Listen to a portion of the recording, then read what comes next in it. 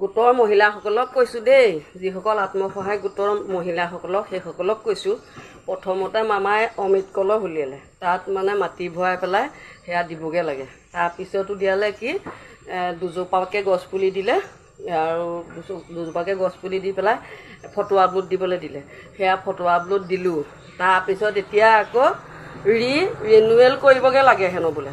পাঁচটা পুলি দিছে, আকৌ দিছে ঘোঁৰা নিমৰ পুলি দিছে। এতিয়া আকৌ সেয়া ফটো আপলোড দিলেহে হেনো পইচা সোমাব। আগতে কৈছিলে কি বোলে হেৰিয়ৰ এয়া গছপুলি ৰোৱাৰ পিছতে কুলুংকৈ বোলে আপোনালোকৰ হেৰিয়ত একাউণ্টছত পইচা সোমাই যাব, আপোনালোকে টকিবই নোৱাৰিব এই বুলি ক'লে। এতিয়া আকৌ নতুনকৈ আকৌ গছপুলি ৰুই আপলোড দিব লাগে।